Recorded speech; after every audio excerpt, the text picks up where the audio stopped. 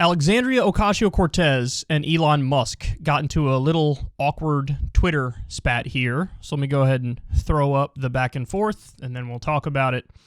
So AOC said, tired of having to collectively stress about what explosion of hate crimes is happening because some billionaire with an ego problem unilaterally controls a massive communication platform and skews it because Tucker Carlson or Peter Thiel took him to dinner and made him feel special. So, Elon Musk replies, stop hitting on me, I'm really shy. And AOC says, I was talking about Zuckerberg, but okay. So, the first question is, was she actually talking about Zuckerberg? My guess would be yeah.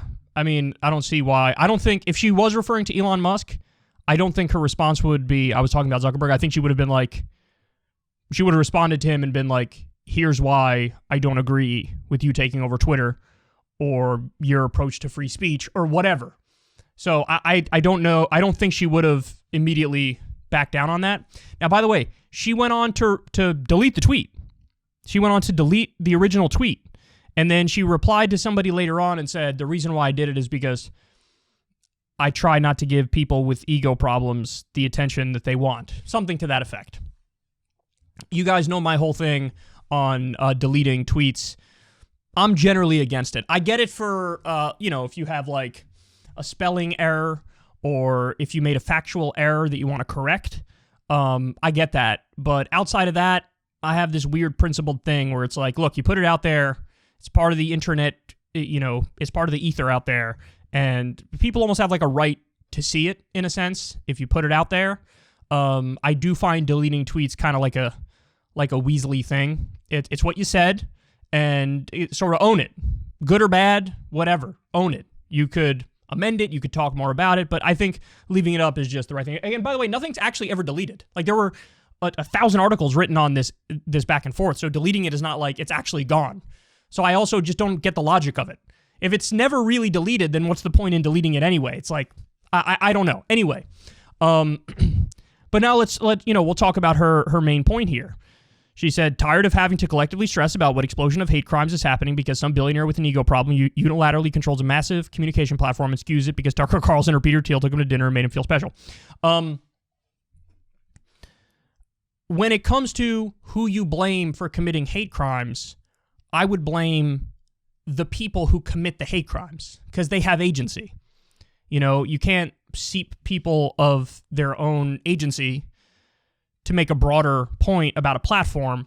The example that I used previously is if you have some drug cartel or mafia boss that calls in a hit and uses the phone, you don't blame the phone company for allowing the call to go through because we all just understand that's not really, an option that the phone companies have or should have that they could, micromanage every interaction. It's just not feasible. It makes no sense.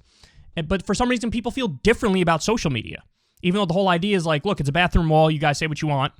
Of course, you're not allowed to commit actual crimes on there. You can't post some CP. You can't post murder. Like, obviously, you can't do direct threats of violence because that's illegal.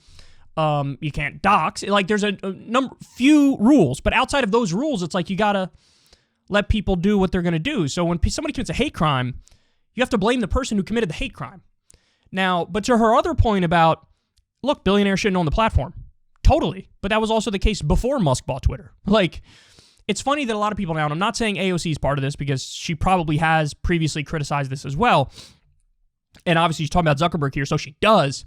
But I don't know why a lot of people before Musk bought Twitter were totally fine with the status quo of, Silicon Valley oligarch billionaires controlling our communications platform. That's okay, or it's okay if their politics sort of agree with you, but now it's not okay. No, it's not okay either way. I'm not even okay with it if, I think Zuckerberg has this panel of experts that determines what is and isn't allowed. It's like, I don't want that either. Because what if I don't agree with the experts? And what if the experts aren't really experts and there's no such thing as an expert? Everybody has their own biases, their own opinions, their own, issues. So it wasn't okay then, it's not okay now. So what I would say to AOC is, you can propose a bill or work with colleagues to craft something along these lines to regulate these social media platforms like they're public utilities. That's the solution, what you're talking about with billionaire-owned platforms. Now, the reason why, I don't know if she would do that, and perhaps I don't even think she would do that, is because if you regulate them like they're public utilities, then First Amendment protections would apply. And so there would be less censorship. There would be. Again, you can't actually do illegal stuff. That would still be not allowed. But there would be less censorship. And so I don't know if she would actually be in favor of that. But I would ask her, look, number one, you should be in favor of that. Number two, if you are, propose a bill or work with somebody to craft a bill along those lines. You don't even need to nationalize the outlets. You could just regulate them like they're public utilities while leaving them as private companies if that makes you more comfortable, because it's more of like a compromise on the issue. Whatever. But I think that that's the way to go. And as far as Musk goes, I mean, I don't know how recent this is, although it seems like it's been ramped up recently, but he's very Trumpian on Twitter, isn't he? He is. What was he saying the other day? He was going after Truth Social because now, of course, he owns Twitter. So he was saying, Truth Social, terrible name. He put, in parentheses, yeah, terrible name. He should have called it Trumpet, something along those lines. So he likes being very, very provocative on Twitter, very Trumpian on Twitter. And he's sort of filling that gap now, that hole in the media environment where they're looking for the bad guy to go after all the time. For a while, it was Joe Rogan, but that's not going to work because Joe Rogan, even if you disagree with him massively on a lot of things, he's an honest guy and he's like a likable guy.